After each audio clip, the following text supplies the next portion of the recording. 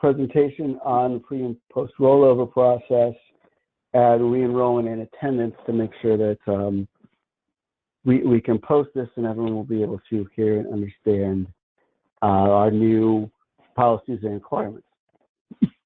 So what we're trying to cover today, we're going to take a look at the pre-rollover activities, the post-rollover, and there are two sections to the post-rollover: how to set up classrooms for the coming year, and how to start family services as a batch for all of the returning families. Once that is done, we'll be able to enroll children for the new year, and then I would like to go over a few changes to the attendance procedures that are new that would need to be addressed immediately if you want attendance changes to count in the current program year. Okay, so our first section, we're looking at pre-rollover activities. The first thing that you need to know is that our current program year, and yes, we are still in the 2019 to 2020 program year, our current year will end next Friday, September 4th, 2020. So prior to that date, we need to do the pre-rollover activities, and that means all children and families must be prepared for next year in the COPA system.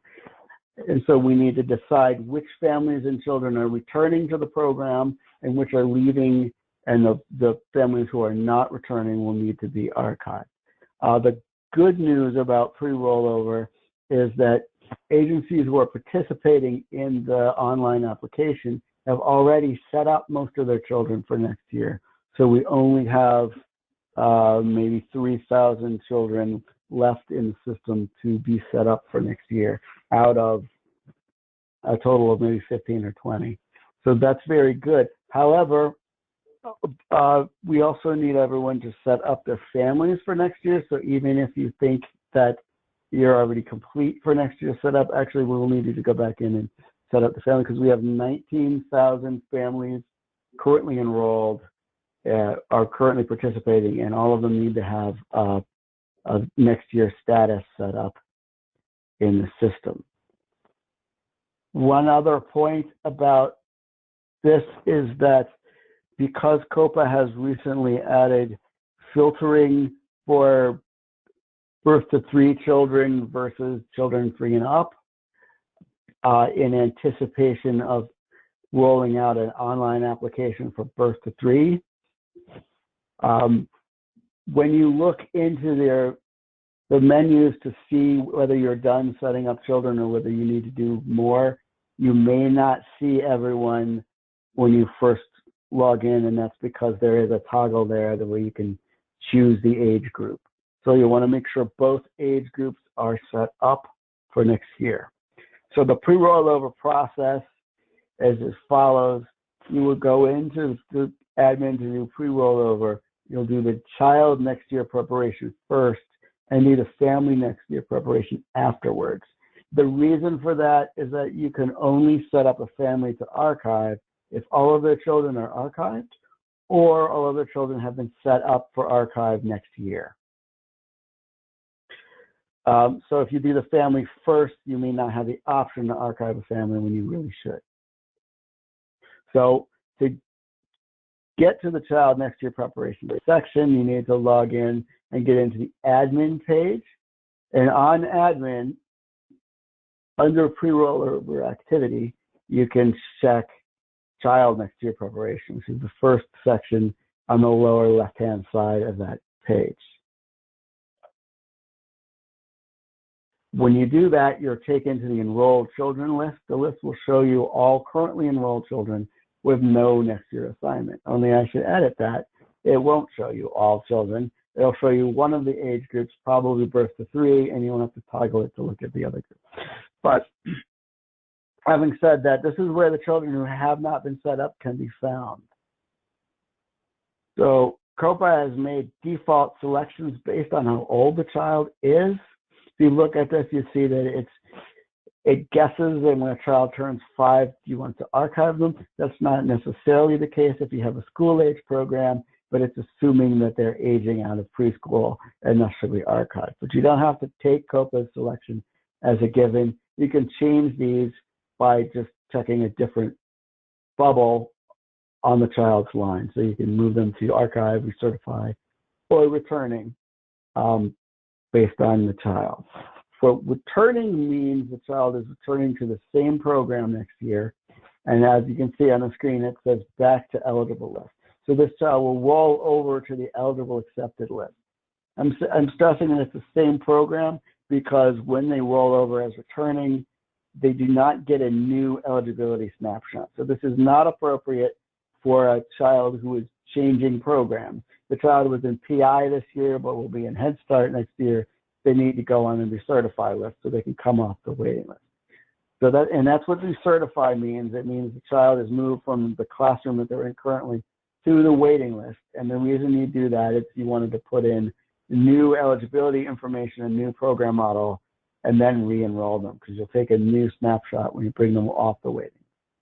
Archive is where you should put children who are not returning. This won't archive them as today. It just means when we do the rollover, they will be moved to the archive and we won't need to deal with them. Now, if that's done in error, we can, of course, get them back from the archive. An admin user can do that, but it makes it much cleaner to have children who are not returning and not be hanging around in the terminated list or the waiting list as we start a new year. So make sure when you do the child next year setup to check the box on the left-hand side before hitting submit. Only children who have been selected in this manner will be processed. So you can fill out this whole screen with the next year's status, but not select the child's name and nothing will happen. I've done this many times. It's always frustrating. That's why I always, when I talk about rollover, point this out. We've also seen a checkbox added to the far right-hand side of the child next year setup screen. This says returning children. This is for the returning flag that marks them as returning in the slot matrix. Right now, we're only using that feature for the 3 to 5-year-old programs because they're tied into the universal application. But as I mentioned, we're working on rolling out a birth to 3 application soon. So I would go ahead and anyone who's returning, go ahead and flag them as returning here. You will notice you only get this option though if you're filtered down to the site level. If you're looking at all the children at an agency, then you'll see that the returning children boxes are grayed out. That's true even if you only have one site at your agency. You still need to filter it down in order to access that box. So if you move a child to the wrong list, so you mark them as archived, for example, and they're really returning, and they're really recertified, it's not a big deal yet. You can correct that error by going to whatever list they're on now and clicking the back to enrolled list box and then hitting submit. Nothing happens when you put a child with a next year status immediately, so saying they're returning does not immediately put them on the eligible accepted list. What will happen is that this is just identifies their status on September 8th, and then when you come back into the classroom on the morning of September 8th, you will see the children will be wherever you put them. The next pre-rollover step is family next year preparation. Going back to the admin page, under pre-rollover activity, you notice the family next year section is right underneath the child next year section. So when you select that, you'll be taken to the all active families list, and this will show all the families in COPA who are not currently archived. So here you can select which families are going to be returning and which will be archived. You notice your only choices here are discontinued services and archive, and in most cases you cannot select archive. Here's why. Years ago, we had families roll over as receiving services forever, and we would find that they hadn't received services in several years. Their kids were no longer enrolled, but they stayed on the active families list. So we don't let you roll over as receiving services. We're discontinuing service for everybody, and then on September 8th, we will start services again for everyone who comes back. So here you see there is no one that you can see yet on this list for whom you can check archive. Now, if I look here, there's only one. If you look down at the bottom, there's one family that you can archive. You're only given the option to schedule a family for archive if all of the children in the family are either archived or scheduled to archive. So when you're given the option to archive, in almost all cases, you should do so, which means you see those buttons at the top under discontinued services or archive. To set up families, really you just hit that archive button and hit submit. Go to the next page, hit that archive button and hit submit. It won't archive anybody that you can't. So if they have active children, it won't let you do it. So that's really the easiest way to take care of it. There might be some exceptions, like they don't have any active children now, but you know that they're going to enroll someone, but those will be the only exceptions, really. Hi, Craig, this is Tom. You mind if we just ask one question here? What's that? I was helping out with technical assistance from DFSS because we're doing the presentation remotely. It says if we accidentally archive a child, we cannot fix it after September 8th, correct? It depends. If you have admin access, you can. You just go into search archive families and search archive children and look them up, and then you can return them. Thank you. So, yeah. Okay, so post-rollover, the next section. And I would have done this in a different order, I think. So,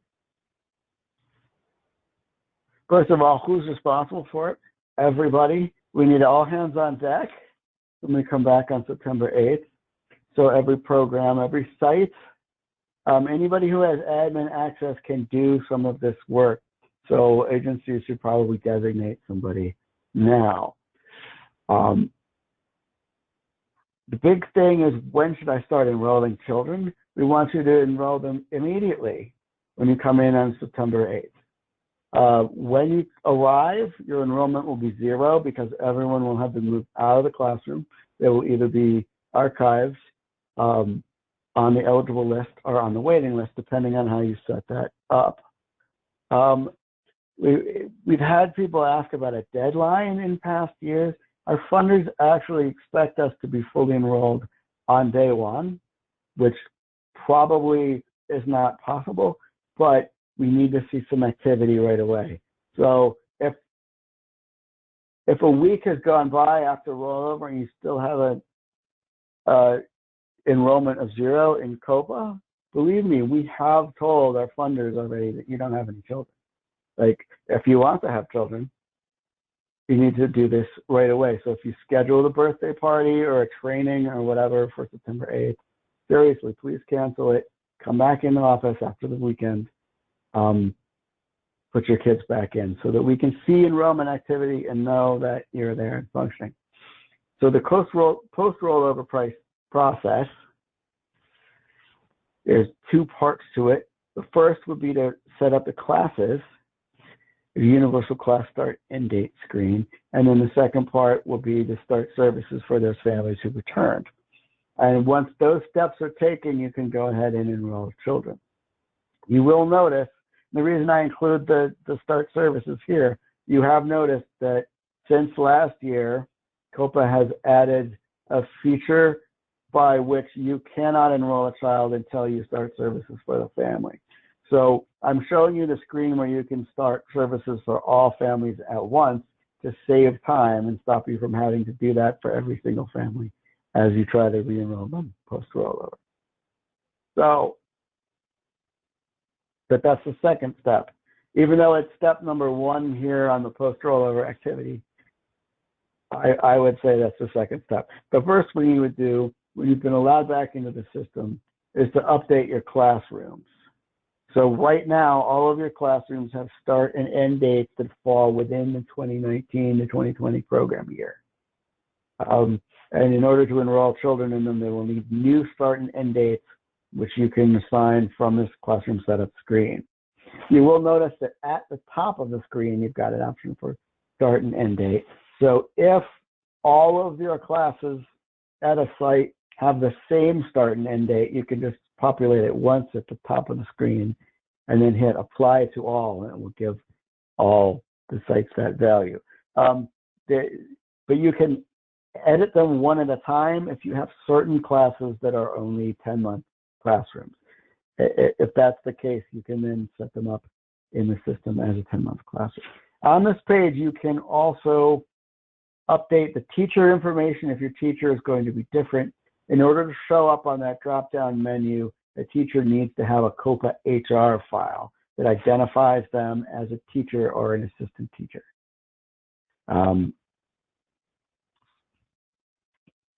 Let's see. So a couple things about this. Your start and end dates must be within the school year.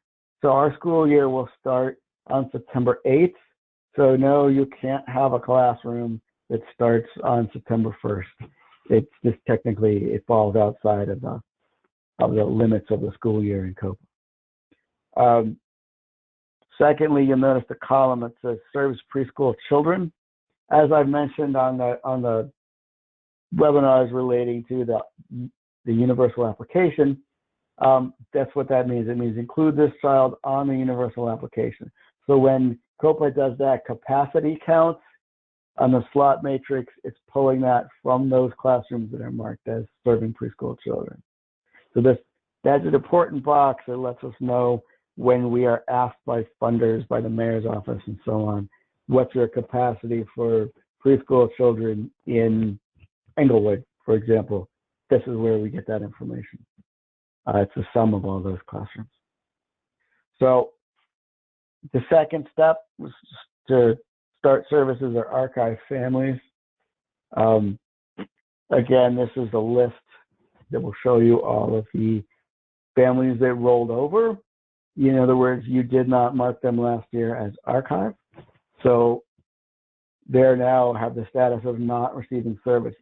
So those families that did come back, you can check the box on the left-hand side, identifying them as families who are receiving services, and then hit submit, and then we'll all start. Now, if you do this on the date,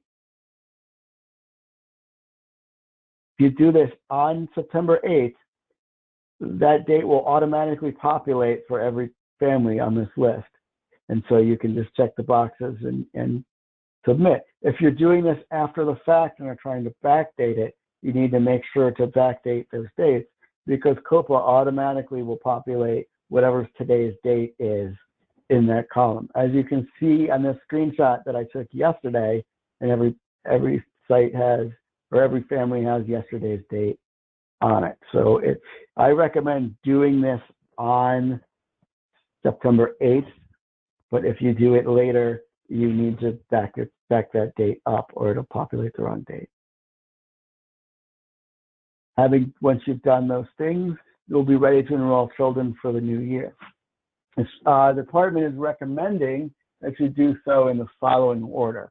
The first set of families, or the first set of children to enroll, will be those of you already enrolled or you've already rolled over as returning, because they are on the eligible accepted list already. And from there, you can put all of those returning kids in the classroom. Once that's done, the recertified children will be on the COPA waiting list. And from there, you can make any changes you need to program models or eligibility, and then re-enroll those families off the waiting list so that they get a new snapshot, and then put those in the classroom. At that point, you can get new children off of the recruitment list.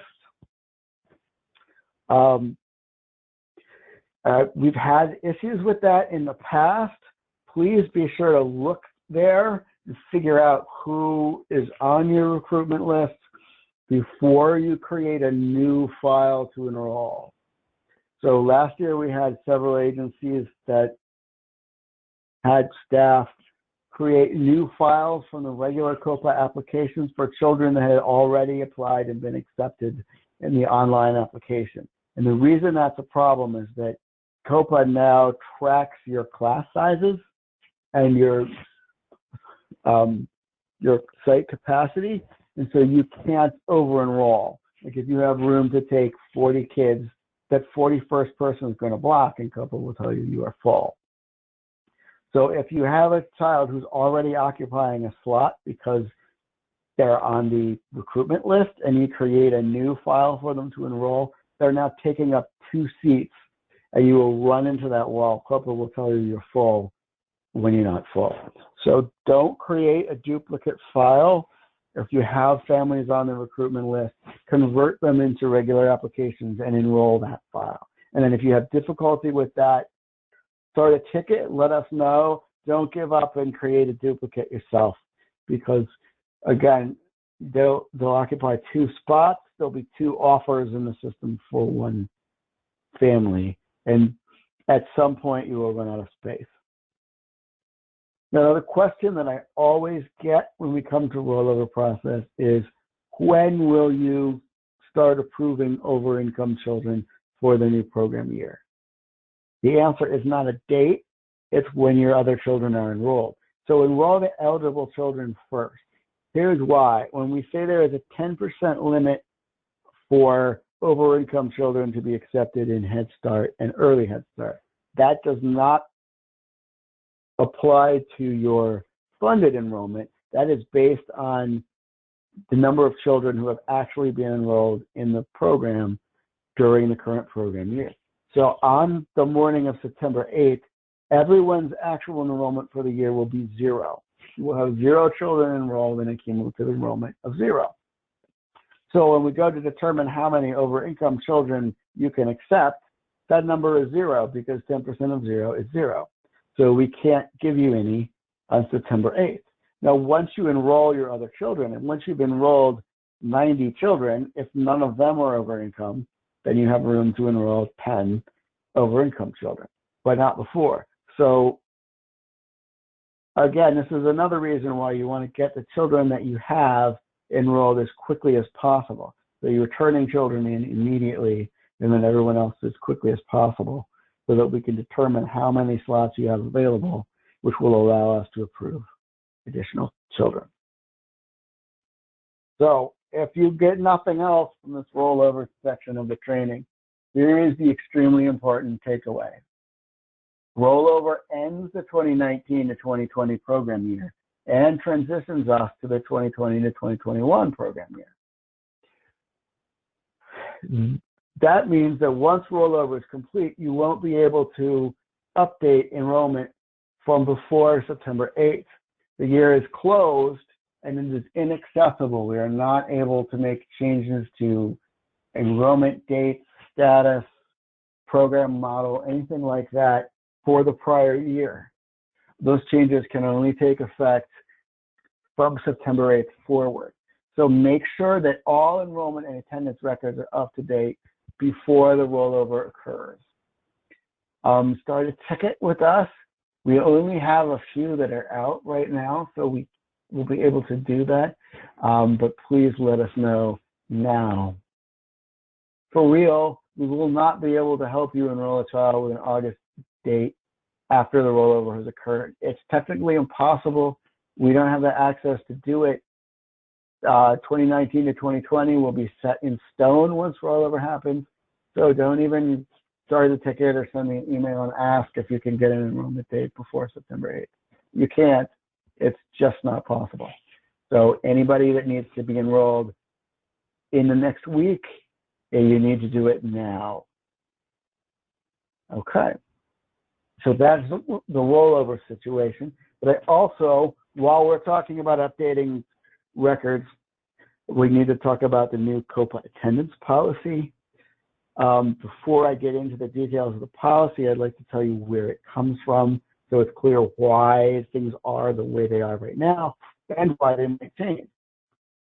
So, as everyone remembers, when we had COVID-19 hit in March, everyone closed. So we had a period of time, not everyone, we had some emergency providers, but almost all programs were closed for some time. And it would be, as we have begun to open, we've done so cautiously in the interest of safety, only allowing smaller groups of children, particularly at first, to attend. And so in order to meet the needs of our other families, many agencies have been providing remote learning activities, online activities for families and children, and we want to be able to capture that. What we have heard from our funders, though, is first and foremost, they wanted to know how many families were physically in attendance.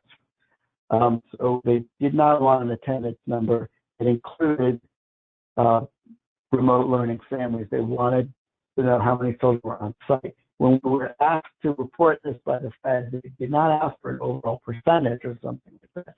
What they asked for was literally a series of dates.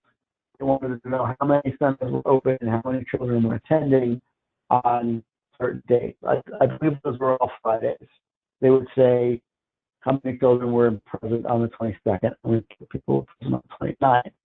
But at the time, the understanding was that they are going to come back and ask us to report on how many children were remote learning. Again, probably not as an overall percentage, but for specific dates. And I don't know if they're going to be the same ones, which would make sense for other dates.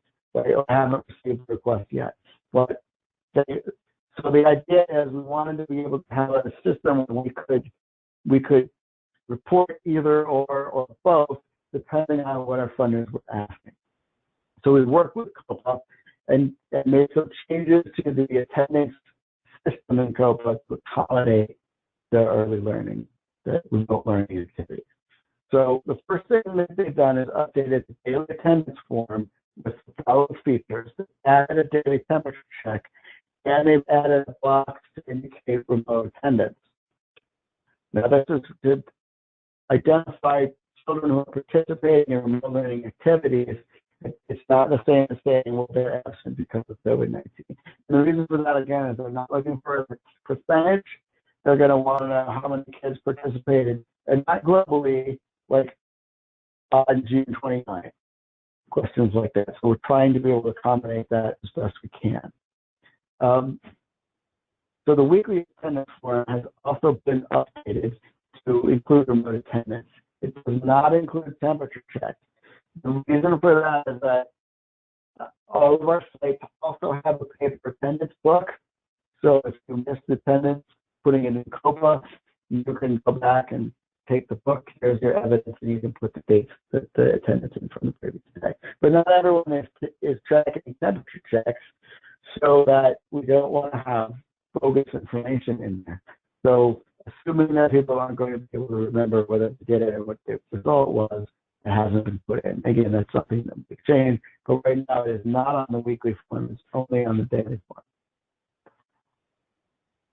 So what this means is that we're urging people to use the daily attendance form instead of the weekly attendance form to enter, and thus to enter attendance every day, because you cannot use daily attendance to enter previous day's attendance.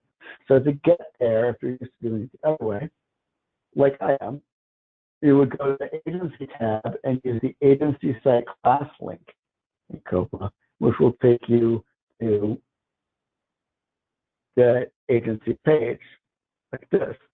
To get to daily attendance, you don't click where it says attendance.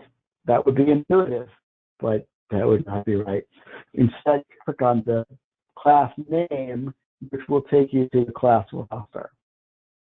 Now, when a teacher logs in, she's automatically taken to this page, but if you are any other kind of user, you need to navigate the way actually to get to the class roster.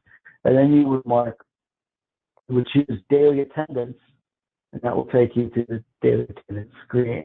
Here you can see we have added two new features. We have added the RA box, stands for remote attendance, and there's a temperature check field as well. So you notice when you check the RA box, it automatically populates A for attendance. as well. This is because some reports, which is a 241 chronic absence report, count remote participation as attendance. After all, a child who's participating remotely rather than in person shouldn't be counted as chronically absent. And that's what the logic behind that decision. We would ask that you not check any meals for children who are remote learning. The BLS boxes are for breakfast, lunch, and snack, and they should only be used for children who are physically in attendance in the classroom. We use that to generate the meals and snacks reports for our governing bodies, and we don't want to be giving them bad data. So there's only people who are being fed the child and adult care food program, basically. Also, since the reopening guidelines for phase 4 have included the health check, and we have a policy in the state that says that a person who displays signs of illness or with a fever of 100.4 or above should not be permitted on the premises of a child care facility or daycare facility. That means we need to do a temperature check for everybody, mark them, and not allow children to attend in person if they have a fever of 100.4 or more. So I've included this link. You should all have this bookmarked, but if not, the City of Chicago's COVID-19 page will tell you the latest status, what the current phase we're in, what we're doing next, all those kinds of questions about city policy, safety procedures can be found on the page. So you should check there regularly. So going forward is our policy that we can use the attendance and enter attendance on the day. So today's attendance should be for today, not tomorrow. That way you have access to the temperature check, and we can see in real time who is attending and how. You can still enter past attendance using the weekly attendance tab. And once again, note that when you mark the R box, which is the state of the RA box of the daily attendance, there's just not as much space on this form.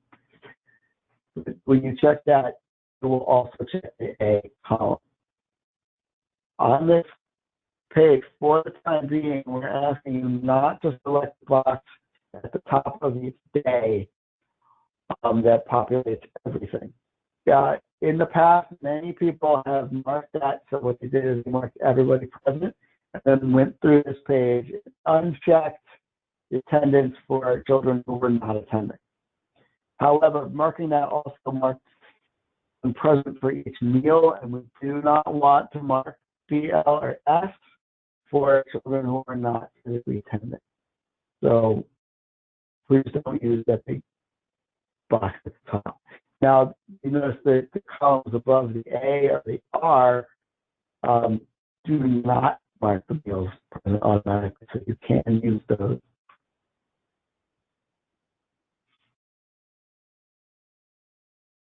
So again, marking either of those on either page does not populate the meal, and it's fine to use.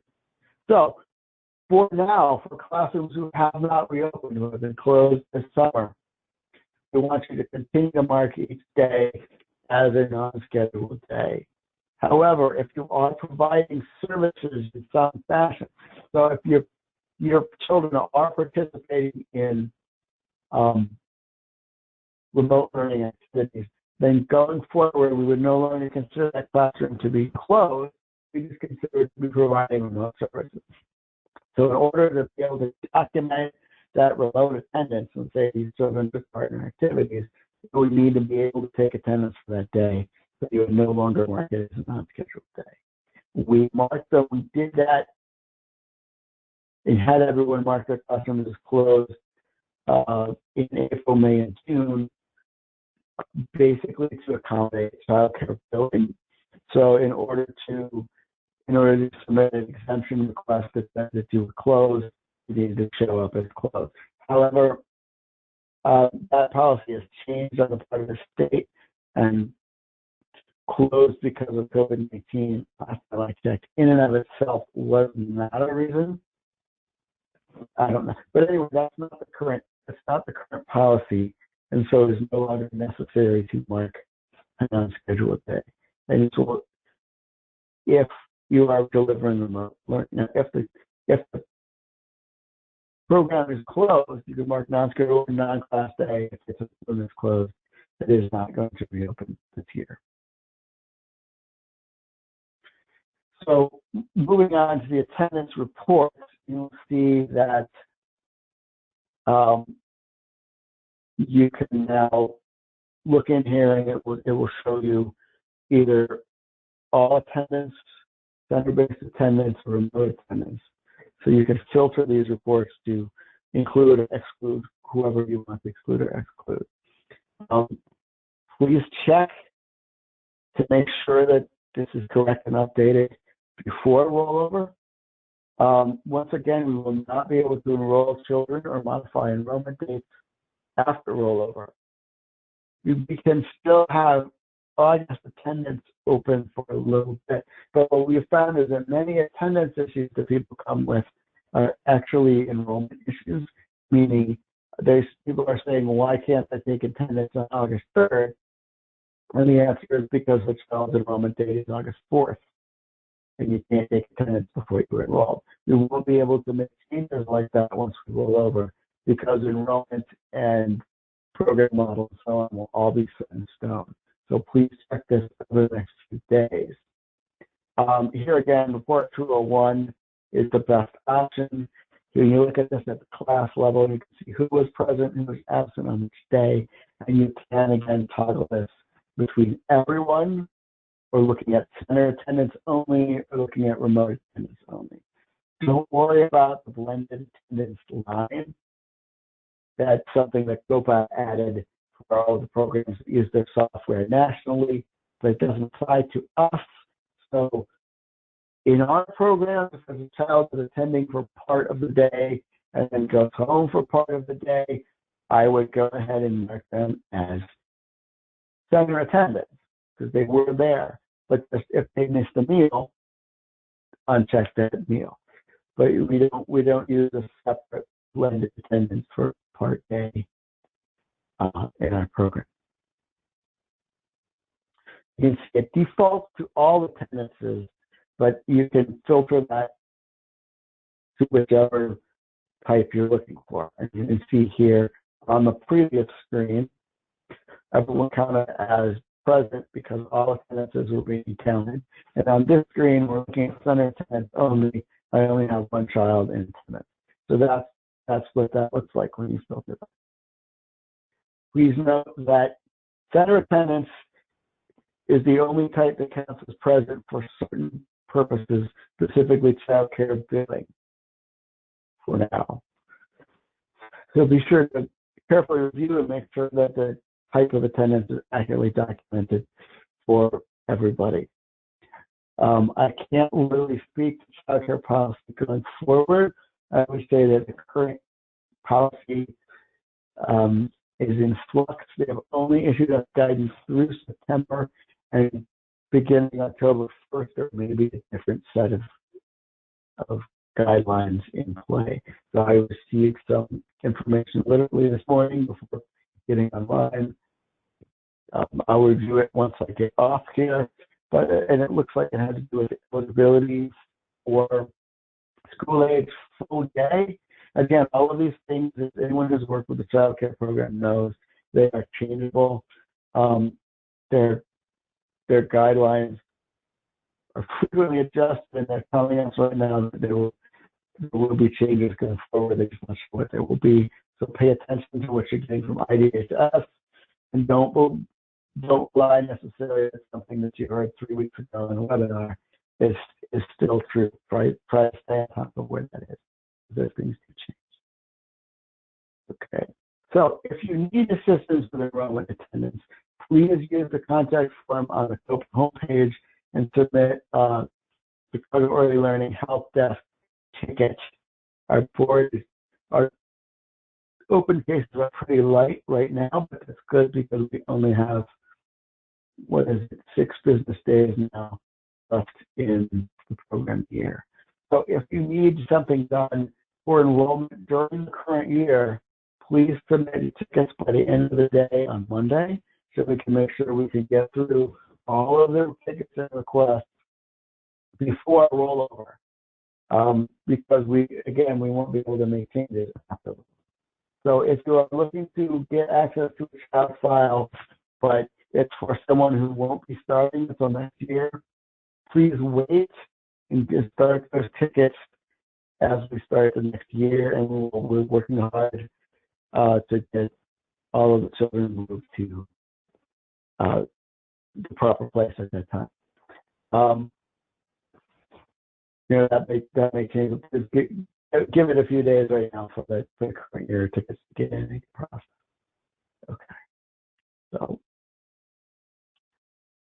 I will thank you all for attending today's training on the rollover attendance process. We will make these PowerPoint slides available very shortly, probably in an update. In the meantime, again, especially those of you who sat through this place, thank you very much. And we will be in touch soon. Let me see. Oh, I do have a question. After logging temperature in COPA, do we still document temps in the book? I would do that. That would be very good. That'd be a very good procedure to implement, to have a record of that in case anybody asks. And I will note on here, I have a couple questions here. Looking for access to the CSE updates if they don't get them. So let me just communicate to everybody.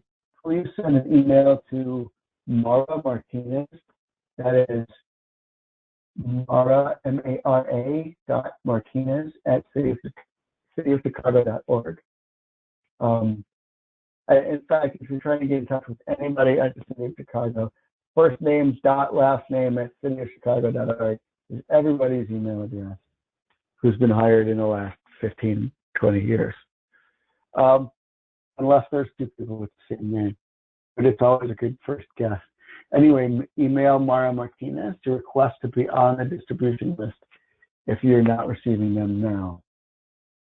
And we will post this as well. The second run through will be posted on our YouTube channel. And so if you have missed this, you should still be able to log in and watch it later. So you are probably doing that right now. Hello, YouTube people. Anyway, Craig, thank you. Yeah. Craig, this is Tom. Since we still got you on the line and we still have a fair amount of people, I know you don't have a lot of time left, but would you want to just kind of scroll through some of the questions that we were asked in the beginning and see some that weren't covered? I did try to cover everything that we were asked the first time in the text. Did you want to go back on the question list and just look at the time starting at, if people are still sticking around, it's up to you if you have some extra minutes just to kind of. You can start from the end and kind of work your way backwards to see if. Okay, let me start because I've only got a few minutes. The first question is for new enrollment for the 2019-2020 program year. The last date will be on 9/4/2020. Can I enroll a family with 9/1/2020? And the answer is yes. I don't really see the percentage in doing so unless you need to bill for child care, in which case you need to get them enrolled. And so, yes, you can still enroll them as of September 1st. However, if not, for technical reasons, I don't recommend enrolling somebody in, particularly in Head Start or Early Head Start, in the first week of September, unless you are going for child care. And the reason for that is that the way eligibility works, you get to stay, once eligibility is determined, it's good for the first program year and then the following program year. But September 1st today is part of the 2019 to 2020 program year. So this is the first year. If you enroll a child in Head Start now, you've just wasted their first year of eligibility. And starting September 8th, it is the second year of eligibility. And the first year was only a few days long. So I don't recommend doing that. Unless you need it for childcare billing, I would wait to enroll children in Head Start until September 8th.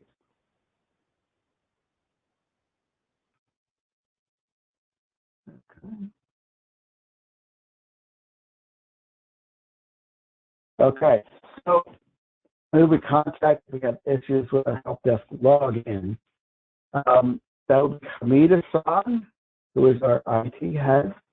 Unfortunately, Natasha has retired from the state and left us, which is a loss felt by no one more than by me, believe me. But that has slowed down that a little bit. We'll try to get everybody in there. So go ahead and email Hamid. Again, first name, last name, HAMED.AHSAN. And because, I don't know, it's not the easiest thing to spell if you're not familiar with it, copy me and I'll make sure that he gets the information to add you.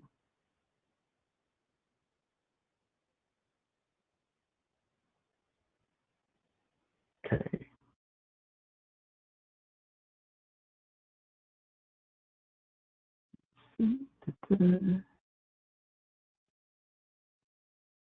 Okay, there's a lot of collection.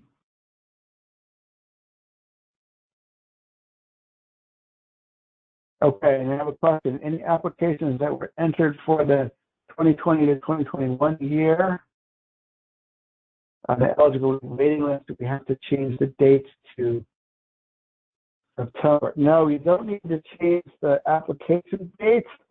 As long as the application date is before the enrollment date, it doesn't hurt anything to have an earlier date. I will note that just because of the way the system logic works, right now you have children on the waiting list who are applying for current year. You have children on the waiting list who are applying for next year.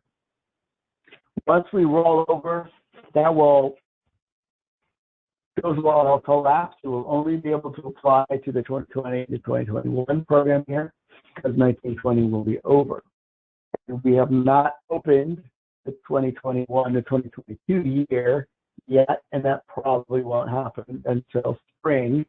So for the next 9 months, there will only be 1 year to apply to on the waiting list. So that will be taken care of automatically.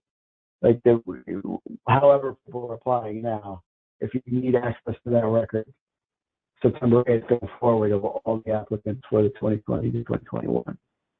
So if you have people who are applying for next year, you don't need to do anything to make that happen. That will be taken care of automatically. Okay.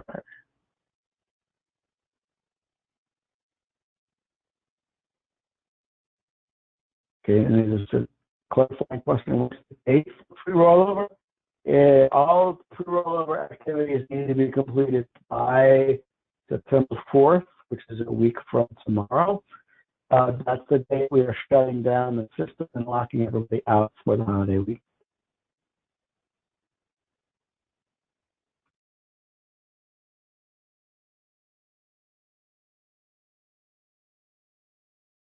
Okay. The PowerPoint slide will be available.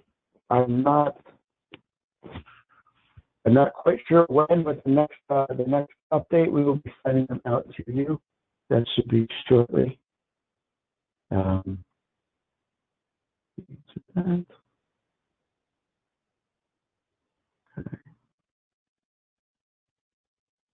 the question is, can we start adding new children to the waiting list or wait for September 8th. Yes, you can go ahead and add new children to the waiting list. They will be, you would put them in there as applying for 2020 to 2021. But as I just mentioned, actually it doesn't make much difference, because when you come in on September 8th, everyone will be identified as applying for 2020 to 2021, because the 1920 year will no longer be available in the system. But yeah, I would recommend, in fact, that you add anybody that's not anywhere in the system right now to the waiting list now, and that way you will have done that work and you'll be able to put them in more quickly after they apply. So, okay. And thank you, everyone, for especially the had to do this twice, for doing it and going through the pre-rollover process. It really is helpful. The quicker everyone gets the pre-rollover activity done, as I mentioned, we can't roll over till the next year if any parent or child in the system does not have a status. So after we get to a certain point on Friday, I will need to go ahead and submit the request to ask COPA to roll us over. And in order to do that, everyone needs to be set up.